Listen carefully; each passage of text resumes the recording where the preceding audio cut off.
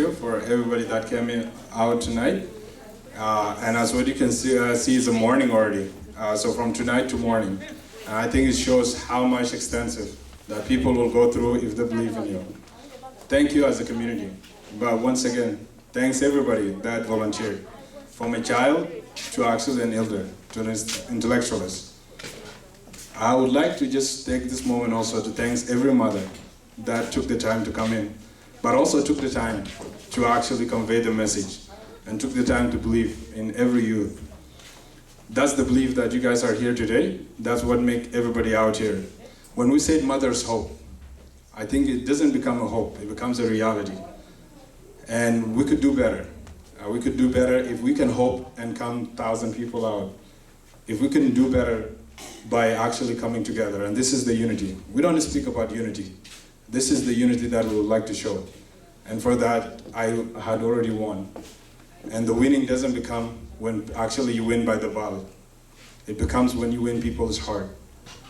And that's what I saw here today. Thank you so much. It is true, when people say behind every successful man, a woman. I was lucky enough, not only one woman that was behind me, but the thousands, 1,000 voices, 1,000 hands that made this one possible. Thanks each one of you guys, from a smaller 9-month-old that I saw earlier here, to the younger ones that were in elementary, to a junior high, to your mothers and sisters. You should actually be proud of what you have accomplished today. Although the election is not here today, but we have seen that we have already won the kids of tomorrow, the future, because right now they start talking about who they wanted to be. And for that, once again, I have won. And for that, once again, our kids are in better place, in better future, in better schools. And those are the ones, when you see a 12 years old start talking about universities, I think we have shifted momentum today that we could start and look forward to. But also I would like to take the moment to see, I haven't got this chance to actually thank the women who are always there, even before I started. I could have never been here today without starting even from my sister, without starting from my mom, because she has always been there. I used to make a joke that she was always tough on me, but now I know why. And for that, I would like to take the opportunity also to see through the hardship, I think our mothers struggled enough.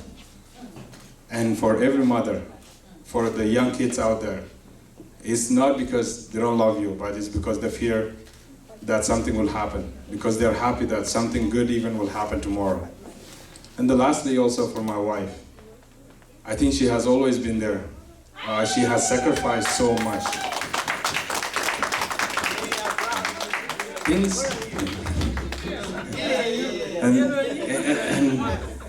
Things that I couldn't ever imagine or measure, from having to be 18 years old, meeting with someone who you think is just a relationship, to actually coming together and building a house and a hope at 19 years old.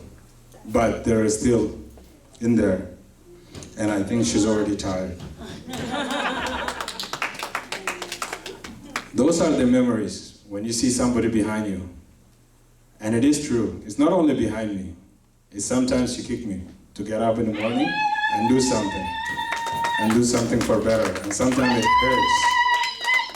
But most importantly, she gave me 4 years of her life to actually accomplish a degree. And she had never asked of something. She has always believed that she saw something in me. What is it? I thought because I was cute. Maybe that's why she was with me. Or maybe because she loves me. But I think she saw something more than that. Otherwise, 4 years are too tough for somebody to stay. Not leave alone 4 kids. And 4 kids also, I took 2 hours to stay with my little one at night, and it hurts. I had to actually sleep while I'm walking. So imagine somebody who actually takes her time. That's what every woman goes through as well. And that's one thing that we'll have to take sometimes and acknowledge that and say thank you.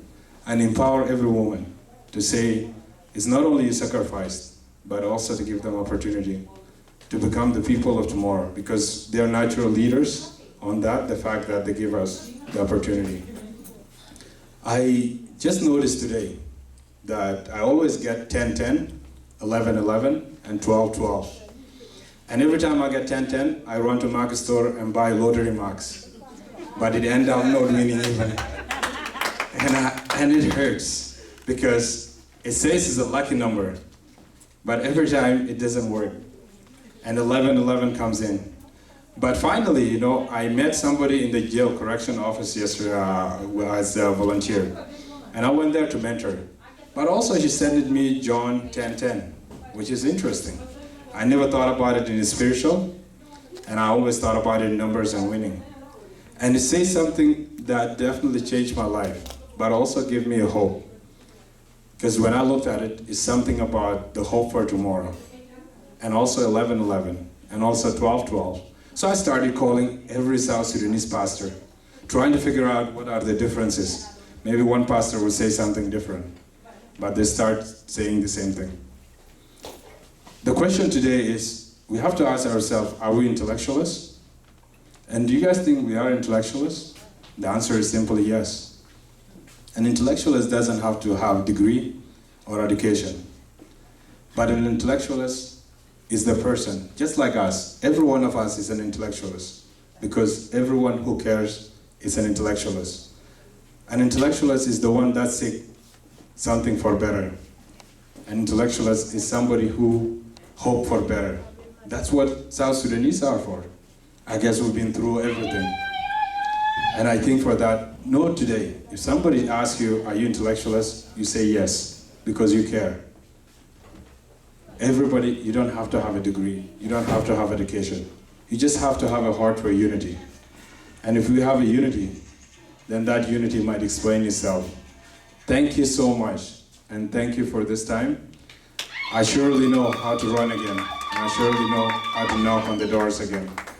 Because I do believe together we can. And somebody might say, hey, this is a quote for Barack Obama. But I think that's the truth, is that together we can. And that's what I leave with you today.